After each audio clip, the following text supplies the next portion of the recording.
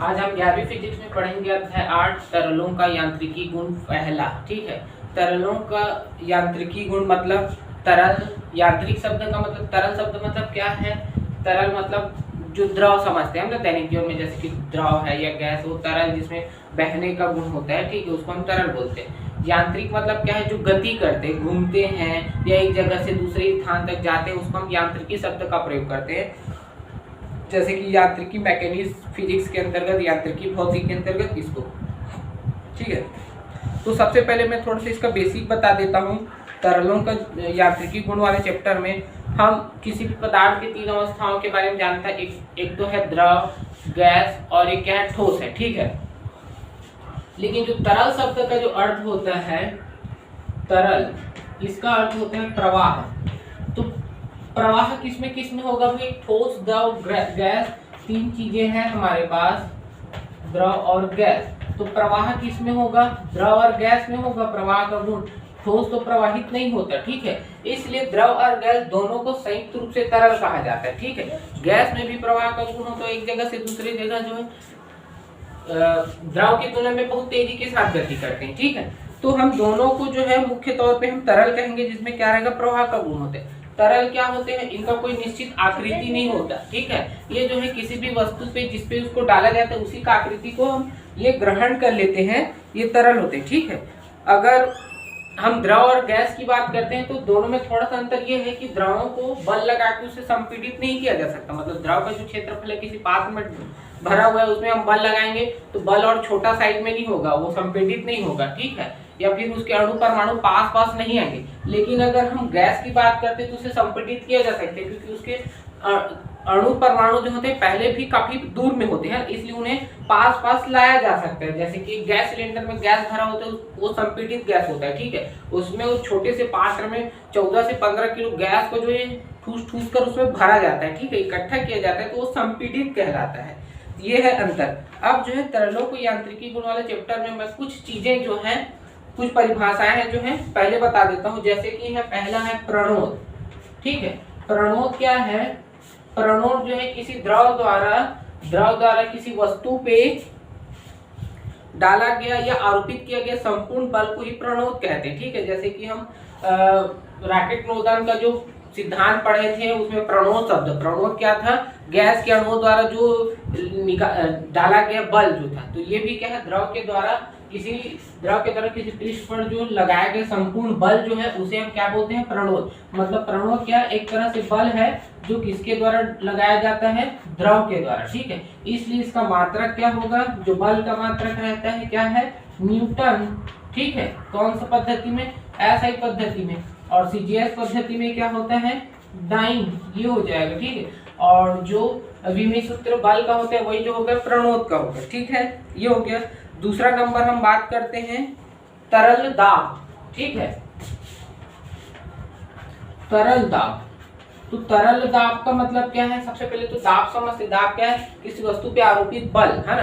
तो वस्तु पे कैसे आरोपित बल होगा? उसके क्षेत्रफल के अनुदिश उस पे बल आरोपित करेंगे। तो यहाँ पे तरल दाब का मतलब क्या होगा? किसी तरल द्वारा प्रति इकाई क्षेत्रफल पर आरोपित बल या अभिलंबवत बल, है ना। आरोपित क्योंकि अभिलंबवत उस पे लगाया जाएगा उसके क्षेत्रफल के अनुदिश, तो उसको हम क्या कहेंगे? तरल दाब कहेंगे। दाब को किससे प्रदर्शित करते हैं? P से। तो इसका फार्मूला क्या हो जाएगा? अभिलंबवत बल बटा क्षेत्रफल। ठीक है, तो ये हो जाएगा इसका फॉर्मूला। ठीक है, अभिलंबवत बल बटा क्षेत्रफल। तो जो अभिलंबवत बल वो किसके बराबर होता है? वही तो प्रणोद है ना। प्रणोद क्या है? संपूर्ण किसी वस्तु पर द्रव द्वारा डाला गया संपूर्ण बल जो क्या होगा? प्रणोद। तो ये अभिलंबवत बल भी क्या है? तरल द्वारा आरोपित बल ही है। तो तरल दाब का फॉर्मूला क्या हो जाएगा? प्रणोद बटा क्षेत्रफल। अगर हम क्षेत्रफल को A से प्रदर्शित करते हैं, प्रणोद को F से प्रदर्शित करते हैं, तब दाब P का फार्मूला हो जाएगा P बराबर F/A। ठीक है, तो दाब का मात्रक क्या होगा भाई? दाब का मात्रक क्या होगा? बल का मात्रक और क्षेत्रफल का मात्रक। ठीक है, क्षेत्रफल का मात्रक, तो इसका मात्रक क्या हो जाएगा? न्यूटन प्रति मीटर का वर्ग। ठीक है, ये हो जाएगा न्यूटन प्रति मीटर का वर्ग। एसआई पद्धति में, सीजीएस पद्धति में डाइन प्रति सेंटीमीटर का वर्ग हो जाएगा। ठीक है, ये हो गया दाब के बारे में। अब हम बात करते हैं दाब का विमी सूत्र। तो दाब का जो विमी सूत्र होता है वो हो जाएगा, यहाँ से आप निकाल सकते हैं इसका विमी सूत्र। मैं डायरेक्ट लिख देता हूँ ml-1 की घात -2। ठीक है, तो देखिए दाब का जो विमी सूत्र जो है लगभग प्रतिबल के विमी सूत्र के ही बराबर है। ठीक है, और प्रतिबल का भी फॉर्मूला क्या था, बल बटा क्षेत्रफल प्रतिबल था। ठीक है, मतलब दाब और प्रतिबल के जो फार्मूला एक जैसे हैं, लेकिन दोनों में थोड़ा सा बेसिक अंतर भी है। ठीक है, तो ये जो बेसिक अंतर है आप लोग बुक से देख लेना, मैं उसको नहीं बता रहा हूँ। मैं जो है दैनिक जीवन से संबंधित दाब के जो कुछ अनुप्रयोग हैं या हमारे दैनिक जीवन में जुड़ा हुआ जो दाब है, जो हमारे दैनिक जीवन से जुड़े हुए हैं और हमें पता भी नहीं है, उनसे संबंधित कुछ चर्चा कर लेता हूँ। ठीक है, सबसे पहले है इसमें सर्कस का जो कलाकार है पीठ के बल लेटता है और एक बड़ा सा तख्ता या जो क्या बोलना चाहिए, एक लकड़ी का जो है बड़ा सा साइज का जो लकड़ी प्लेट जो है उसको अपने सीने पे रखता है और एक उसके ऊपर एक हाथी वगैरह या कभी ट्रैक्टर या कभी कार वगैरह वहां से होके गुजरता है, और जो नीचे में जो बैठा व्यक्ति रहता है सर्कस को उसे कुछ मतलब फर्क नहीं पड़ता या फिर उसको चोट वोट नहीं पहुंचता। उसका रीजन क्या है भाई, अभी हमने दाब का फार्मूला क्या पढ़ा, F/A। तो P जो है किसके व्युत्क्रमानुपाती है, क्षेत्रफल के। कहने का मतलब ये है अगर हम क्षेत्रफल को बढ़ा देते हैं, ठीक है, तो दाब का मान क्या होगा, कम होगा, क्योंकि व्युत्क्रमानुपाती है। तो होता है क्या है, जब सर्कस का जो व्यक्ति है जो बड़ा सा प्लेट जो रहता है लकड़ी का, वो क्या करता है उस प्लेट का क्षेत्रफल को बढ़ा देता है। क्षेत्रफल को बढ़ाने से क्या होता है, जो हाथी या फिर कार या ट्रैक्टर के द्वारा जब उस प्लेट पे जब वो जाता है तो उसके द्वारा जो आरोपित किया गया दाब या बल जो होगा क्षेत्रफल के अनुदिश बढ़ जाएगा, फैल जाएगा। ठीक है, तो यहाँ पे जो व्यक्ति जो नीचे बैठा रहता है ना, उस पे जो है पूरा बल जो है हाथी का जो पूरा वेट रहता है या ट्रैक्टर का पूरा वेट उस पे लागू नहीं होता। ठीक है, उसका दाब जो है पूरा उस पे लागू नहीं होता या उस पे कार्यरत नहीं होता, जिससे क्या हो जाता है, व्यक्ति जो है सुरक्षित बच जाता है। ठीक, अगर मान लेते हम वो लकड़ी का प्लेट हटा देते हैं और केवल व्यक्ति के सीधा सीधा सीने पे ही हम हाथी को या ट्रैक्टर को चलाते हैं, तो उसका हड्डी पसली क्या हो जाएगा, चकनाचूर हो जाएगा। तो ये उसका रीजन था, क्या है, दाब का मेन रीजन था। ठीक है, उसी प्रकार एक अगला है, जैसे कि भोथरी सुई जो है और एक नुकीली सुई, एकदम तेज तर्रार सुई जो है, इससे अगर हम किसी वस्तु को भेदना चाहें तो भोथरी सुई में हमें ज्यादा बल लगाना पड़ेगा। ठीक है, तो भोथरी सुई में ज्यादा बल लगाने से क्या होगा, देखो ये हमारा भोथरी सुई है, उसका जो चौड़ा सिरा जो है चौड़ा है और हमें जो है उसमें बल लगा के उसको होल करना है। ठीक है, तो क्षेत्रफल ज्यादा हो रहा है, क्षेत्रफल ज्यादा हो रहा है तो हमें बल ज्यादा लगाना पड़ेगा और ये दाब ज्यादा लगेगा। ठीक है, लेकिन अगर नुकीली है तो क्या होगा, उसका क्षेत्रफल बहुत कम रहेगा, ए का मान क्या हो जाएगा, कम हो जाएगा। ठीक है, ए का मान कम होने से ज्यादा बल लगेगा और आसानी के साथ उसमें हम सुई मतलब जो भी वस्तु रहेगा उसमें होल कर सकते हैं। ठीक है, एक और है उसको बता देता हूँ, जैसे सूटकेस और बैगों का जो हत्था जो चौड़ा बनाया जाता है, सूटकेस या बैग का हत्था जो है चौड़ा बनाने का उद्देश्य क्या होता है कि चौड़ा होने से क्या होता है, उसका क्षेत्रफल बढ़ जाता है। क्षेत्रफल बढ़ने से जो सूटकेस या बैग का जो वजन है उसका दाब जो है कम पड़ता है, क्योंकि ए का मान कम बढ़ने से क्या होता है, बल या फिर दाब का मान कम हो जाता है। अगर उसको पतला बनाया जाता है तो हाथ में क्या हो जाता है, बहुत ज्यादा दाब पड़ता है और हम उसको उठा नहीं पाते हैं लंबे समय के लिए। ठीक है, ये था दाब से संबंधित। अब हम बात करते हैं घनत्व। घनत्व के बारे में समझ लेते हैं। घनत्व के बारे में खैर आप सब पढ़ते ही हो। तो घनत्व क्या है, किसी वस्तु के प्रति एकांक आयतन पर उपस्थित द्रव्यमान को क्या कहते हैं, घनत्व कहते हैं। ठीक है, क्या है, प्रति एकांक आयतन पर उपस्थित द्रव्यमान को। तो इसका फॉर्मूला क्या हो जाएगा, द्रव्यमान बटे आयतन। किस प्रकार का आयतन, प्रति एकांक आयतन। ठीक है, तो इसका नॉर्मली फॉर्मूला हो जाएगा द्रव्यमान बटे आयतन। ठीक है, तो घनत्व को जो है डी से या फिर कभी कभी सिग्मा से भी प्रदर्शित करते हैं, लेकिन विशेष तौर पर डी से ही प्रदर्शित किया जाएगा। तो मान लेते किसी वस्तु का द्रव्यमान m तथा उसका आयतन v है, तो घनत्व का फॉर्मूला d और बराबर में क्या हो जाएगा, m/v। ठीक है, ये हो जाएगा। इसका एसआई मात्रक अगर हम बात करते हैं घनत्व का, तो इसका एसआई मात्रक होता है किलोग्राम प्रति घन मीटर। ठीक है, ये हो जाएगा किसका मात्रक है, घनत्व का मात्रक। ऐसा समझ में। इसका अगर हम विमी सूत्र की बात करते हैं तो इसका विमी सूत्र होता है ml की घात 3 t की घात 0। ठीक है, ऐसा समझ में। यह है कुछ बेसिक फॉर्मूला।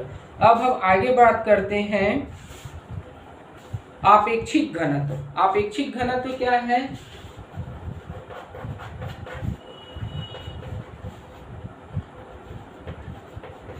आपेक्षिक घनत्व है अगर किसी वस्तु का जो है या फिर पदार्थ का घनत्व और 4 डिग्री सेल्सियस पर पानी के घनत्व के अनुपात को आपेक्षिक घनत्व कहते हैं। आपेक्षिक शब्द का मतलब जानते ही हो कि एक के सापेक्ष दूसरे का जब कोई भी मान निकालते हैं तो उसमें आपेक्षिक शब्द का प्रयोग करते हैं। तो यहाँ पे क्या होगा? आपेक्षिक घनत्व क्या होगा?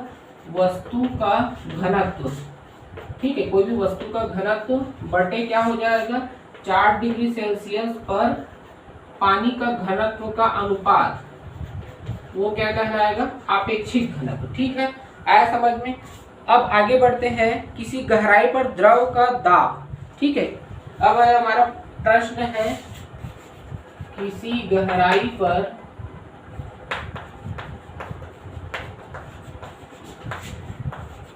द्रव का दाब। तो जैसे कि हम पानी के अंदर डूब गए हैं ना, पानी के निचले सतह पे है, तालाब में या नदी में है, तो पानी द्वारा हम पे कितना दाब डाला जा रहा है वही क्या है? किसी सतह पे या किसी गहराई पे पानी का दाब कहलाता है। इसका मान किन किन बातों पे निर्भर करता है, इसको हमें निकालना है। तो इसके लिए क्या है? गहराई पे दाब के लिए क्या है? अब मान लेते हैं किसी पात्र में जो क्या है? द्रव भरा हुआ है इस प्रकार से, जिसका घनत्व क्या है? d है। ठीक है, ये है। और उससे h गहराई पर एक बिंदु है, एक बिंदु O है। ठीक है, h गहराई पे, यहाँ तक पे एक गहराई पे क्या है? एक बिंदु O है, जिसके सापेक्ष हमें जो द्रव का जो दाब है उसको निकालना है। ठीक है, तो इसके लिए है द्रव का जो घनत्व है का घनत्व वो कितना है? d है। ठीक है, अब मान लेते हैं कि जो h गहराई या फिर h ऊंचाई का जो है एक हम बेलन की कल्पना करते हैं। ठीक है, एक बेलन की कल्पना कर लेते हैं जिसकी ऊंचाई कितनी है? h है। ठीक है, ऐसा समझ में। अब जो है h गहराई पे एक बिंदु O है जहां पे हमें क्या ज्ञात करना है? दाब का गणना करना है या फिर उसका मान ज्ञात करना है, द्रव का दाब का। ठीक है, अब जो है बेलन का जो है अनुप्रस्थ काट का क्षेत्रफल हम मान लेते हैं A है। ठीक है, बेलन के अनुप्रस्थ काट का क्षेत्रफल जो है वो है A, ये होगी। ठीक है, मान लेते A है। तब अब जो है बेलन के आधार पर प्रणोद। ठीक है, बेलन के आधार पर प्रणोद का मतलब क्या है? कि बेलन के द्वारा एक बेलन पर जो पानी जो भरा हुआ है, मान लो तो बेलन में पानी भरा हुआ, द्रव भरा हुआ है, तो उसके द्वारा क्या होगा? उसकी निचले सतह पे जो बल लगाया जाएगा, तो यहाँ पे लिखेंगे बेलन के आधार पर प्रणोद। प्रणोद क्या होगा? बेलन के आधार पर प्रणोद। तो प्रणोद का फार्मूला क्या है? कि द्रव द्वारा किसी पृष्ठ पर आरोपित संपूर्ण बल। तो यहाँ पे कितने होगा? जो इस बेलन में भरा हुआ पानी होगा वो उस पे क्या करेगा? बल आरोपित करेगा। तो यहाँ पे लिखेंगे बेलन में भरा हुआ द्रव का भार। ठीक है, बेलन में भरा हुआ क्या होगा? द्रव का जो भार होगा वो बेलन पे आधार पे आरोपित प्रणोद के बराबर होगा। ठीक है, या बेलन में भरे हुए द्रव का भार। तो भार का फॉर्मूला क्या होता है? W बराबर होता है mg। ठीक है, तो यहाँ से इसका फॉर्मूला क्या हो जाएगा? W बराबर mg। तो m क्या हो जाएगा? द्रव का द्रव्यमान और गुरुत्वीकरण। ये हो जाएगा द्रव का द्रव्यमान गुणित गुरुत्वीकरण। ठीक है, ये हो जाएगा इसका फार्मूला। लेकिन द्रव्यमान का फार्मूला हम क्या जानते हैं? घनत्व इंटू आयतन हो जाता है। द्रव्यमान बराबर क्या होते हैं? घनत्व इंटू आयतन गुणित गुरुत्वीकरण। ठीक है, ये हो जाएगा गुरुत्वीकरण। अब मान लेते हैं घनत्व तो क्या है? d है। ठीक है, आयतन की जगह हम क्या लिख सकते हैं? क्षेत्रफल गुणित ऊंचाई लिख सकते हैं। ठीक है, ये हो गई ऊंचाई, और वृत्तीय त्वरण को हम किससे प्रदर्शित करते हैं, g से, ठीक है। तो यहाँ से क्या हो जाएगा d। अब क्षेत्रफल को हम क्या लिखेंगे, बेलन का जो क्षेत्रफल क्या है a है, ठीक है, तो ये हो जाएगा a। ऊंचाई क्या है बेलन का h, और वृत्तीय त्वरण है g। तो बेलन का जो है के आधार पर जो त्वरणों का मान कितना हो जाएगा, DAHG, ठीक है। अब जो है तो बेलन के ऊपर जिस पात्र में जो बेलन है उसमें द्रव भरा हुआ है, तो द्रव द्वारा बेलन पे डाला गया जो दाब का मान कितना होगा, या अर्थात बिंदु P पर दाब, ठीक है, बिंदु O पर दाब, ठीक है। तो कितना हो जाएगा, दाब P बराबर कितना हो जाएगा, प्रणोद बटा क्षेत्रफल, ठीक है। प्रणोद बटा क्या होगा, क्षेत्रफल। प्रणोद का मान कितना है, DHA इंटू जी, बटे में क्या हो गया a और a कट गया, तो दाब का मान कितना मिल जाएगा हमें, दाब का मान मिल जाएगा DHG। ये हो जाएगा किसी गहराई पर द्रव के द्वारा डाला गया दाब का व्यंजक, ठीक है, आए समझ में। देखिए तो अभी हमने जो है किसी गहराई पे द्रव के द्वारा आरोपित दाब का जो फॉर्मूला क्या मिला था हमें, P बराबर HDG। तो P का मान किन किन बातों पे निर्भर करता है, पहला तो H, मतलब जब कोई बिंदु या जो वस्तु जो है पानी की गहराई पे, तो कितना गहराई पे उसके मान पे डिपेंड करता है। जो वस्तु जितना ज्यादा गहराई पे रहेगा दाब का मान उतना ही अधिक रहेगा। दूसरा है D पे डिपेंड करता है। D क्या है, जल का घनत्व, अर्थात द्रव का जो घनत्व अगर ज्यादा रहेगा तो जो है लगने वाला दाब जो है किसी बिंदु पे या किसी वस्तु पे वो उसका मान ज्यादा रहेगा। और दूसरा क्या है, गुरुत्वीय त्वरण, और गुरुत्वीय त्वरण पे डिपेंड करते हैं। गुरुत्वीय त्वरण को तो आप जानते हो, ठीक है। अब हम आगे बढ़ते हैं, अगला है पास्कल का नियम। पास्कल नामक वैज्ञानिक जो थे, फ्रांसीसी वैज्ञानिक थे, बेल्जी पास्कल, उन्होंने सन 1653 में एक नियम का प्रतिपादन किया जिसे पास्कल का नियम कहते हैं। उन्होंने क्या किया, तरल दाब का विस्तृत अध्ययन किया और एक निष्कर्ष निकाला और एक अपना नियम दिया। उसके अनुसार क्या है, गुरुत्व की अगर हम उपेक्षा करते हैं तो संतुलन की स्थिति में तरल के द्वारा प्रत्येक बिंदु पर दाब जो होता है एक समान होता है ना। तरल के प्रत्येक बिंदु पर दाब क्या होता है, एक समान होता है। या फिर दूसरे शब्दों में कह सकते हैं कि बंद द्रव के किसी भी भाग पर आरोपित दाब जो होगा, बंद द्रव के किसी भी भाग पर आरोपित दाब जो होगा द्रव द्वारा सभी दिशाओं में एक समान रूप से संचरित हो जाता है, ठीक है।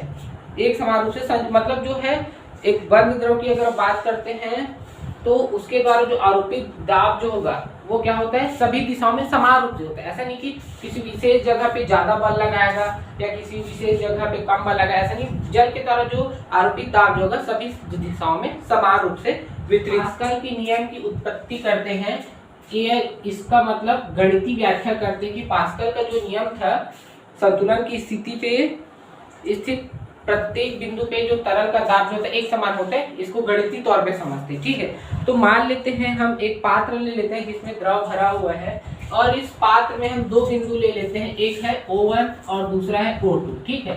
दो बिंदु लेते हैं। अब O1 O2 को एक अक्ष मानकर बेलन की कल्पना करते हैं, क्योंकि किसी द्रव के अंतर्गत तरल के अंतर्गत वो तरल क्या प्रभाव डाल रहा है, अपने कितना दाब डाल रहा है, उसका घनत्व क्या है, ये सब का अध्ययन करने के लिए एक वस्तु की कल्पना करते हैं। तो O1 और O2 अक्ष मानकर एक बेलन की कल्पना करते हैं। तो बेलन के तीन भाग होते हैं, दो वृत्तीय पृष्ठ होते हैं और एक वक्री पृष्ठ होता है, ठीक है। कक्षा 10वीं में भी आपने पढ़ा है बेलन का वक्र पृष्ठ, बेलन का समकोण पृष्ठ, उसी के समान। तो यहाँ पे O1 और O2 जो क्या होगा, बेलन की जो दो वृत्तीय पृष्ठों का क्या होगा, केंद्र होगा। O1 और O2 वृत्तीय पृष्ठ का और एक वक्री पृष्ठ रहेगा।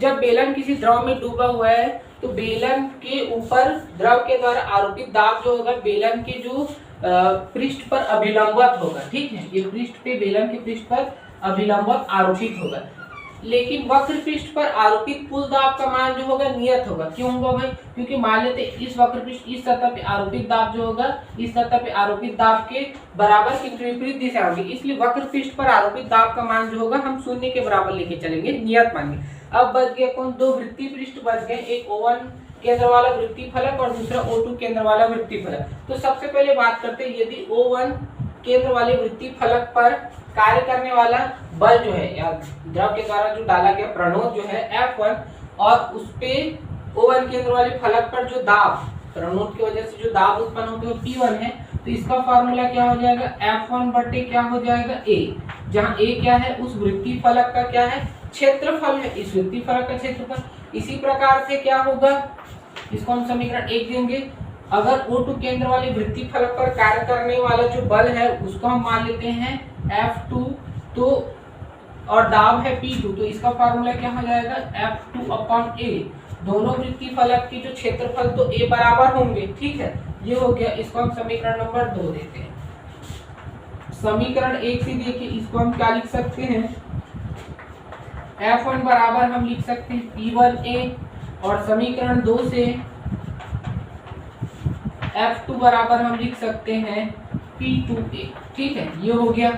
अब चूंकि प्रश्न में ये बोला जा रहा है कि जो द्रव संतुलन की स्थिति में पास्कल का जो नियम है, द्रव जो है सब संतुलन की स्थिति पे रहेगा, तो उसके द्वारा जो आरोपित प्रत्येक बिंदु पर दाब जो एक समान होता है, तो यहाँ पे द्रव जब संतुलन में रहेगा,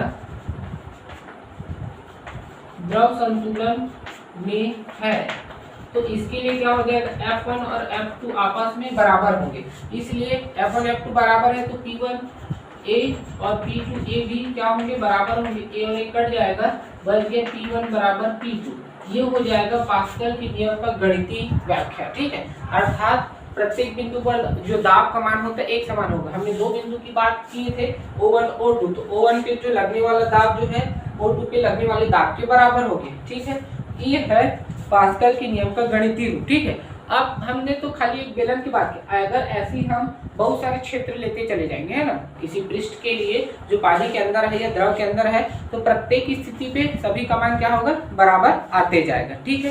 ऐसा समझ में यहाँ तक की क्लियर है। अब जो है हम पास्कल के नियम का अनुप्रयोग को समझते हैं, ठीक है, मतलब पास्कल के नियम का दैनिक जीवन में क्या उपयोग है इसको। तो पास्कल का जो नियम है उसके दो अनुप्रयोग है, पहला तो है एक द्रव चालित लिफ्ट बनाने में तथा दूसरा जो है द्रव चालित ब्रेक बनाने में, ठीक है। हम पहले द्रव चालित लिफ्ट की जो बनावट, उसकी संरचना, उसके सिद्धांत, कार्यविधि को समझ लेते हैं, उसके बाद हम द्रव चालित ब्रेक के बारे में बात करेंगे, ठीक है। तो मैंने जो है द्रव चालित लिफ्ट की जो संरचना या चित्र जो है उसको बना दिए हैं, इसको पहले समझते हैं। द्रव चालित लिफ्ट जो होता है पास्कल के नियम पर आधारित एक ऐसी युक्ति जिससे हम जो कार, ट्रक या जो भी भारी वस्तु हैं जैसे इमारत या ब्रिज बनाने जो गार्डर है उनको जो है आवश्यकता अनुसार ऊंचाई में उठाने के लिए जो है हम इसका प्रयोग करते हैं, ठीक है। इसकी संरचना यह है कि इसकी जो संरचना में क्या है, द्रव चालित लिफ्ट में जो होगा, द्रव चालित लिफ्ट में दो प्रकार की जो नलिकाएं या फिर सिलेंडर होते हैं ए और बी के रूप में, ठीक है, लगी होती हैं और इनको जो एक क्षैतिज नलिका सिलेंडर सी के द्वारा आपस में जोड़ दिया जाता है। इन तीनों नलिकाओं जो आपस में जुड़े हुए रहते हैं और इसमें एक द्रव भरा हुआ होता है, ठीक है, जिसका डेंसिटी डी रहता है। इन दोनों नलिकाओं में जो है जल अवरोधक और घर्षण रहित पिस्टन P1 और P2 लगा होता है, किसमें जो दो ऊर्ध्वाधर नलिका होता है A और B जो नलिका है उसमें जल अवरोधक और घर्षण रहित, जैसे कि पहले का घर्षण R और दूसरे का S मान लेते हैं, जो बहुत कम रहता है, घर्षण रहित रहता है, न के बराबर P1 और P2 दो पिस्टन लगे हुए होते हैं, ठीक है। पिस्टन P1 पे हम बल लगाते हैं, ठीक है, जो बल F1 लगाते हैं तथा पिस्टन P2 पे बने हुए प्लेटफॉर्म पे उन वस्तुओं को रखते हैं जिन्हें हम उठाना चाहते हैं, जो भारी वस्तु होते हैं उन्हें उठाया जाता है, ठीक।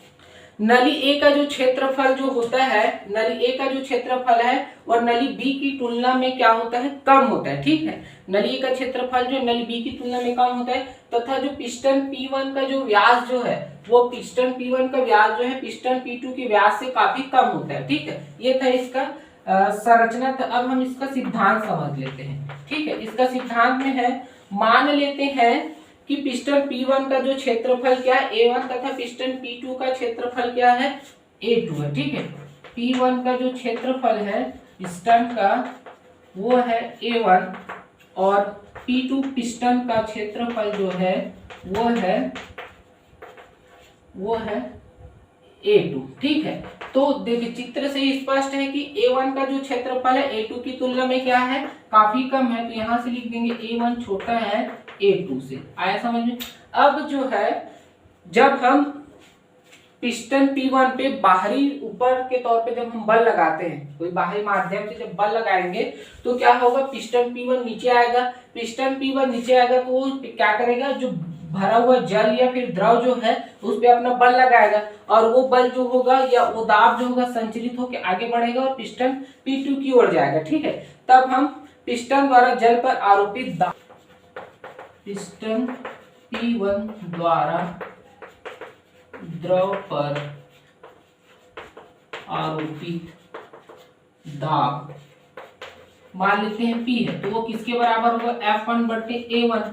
ठीक है, F1 बटे कितना होगा, A1 होगा, क्योंकि जो पिस्टन P1 द्वारा आरोपित दाब जो होगा, इस जो हमने बल लगाया है वो और उसके क्षेत्रफल के बराबर होगा। ठीक है, तो पास्कल के नियम अनुसार क्या होगा, ये दाब जो होगा आगे संचरित होगा और पिस्टन P2 पे लगेगा और पिस्टन P2 को ऊपर की ओर धक्का देगा और ऊपर जाएगा, है ना, मतलब पिस्टन P2 पे क्या लगेगा, एक बल लगेगा। ठीक है, तब हम मान लेते हैं पिस्टन P2 पर लगने वाला बल। ठीक है, पिस्टन P2 पर ऊपर की ओर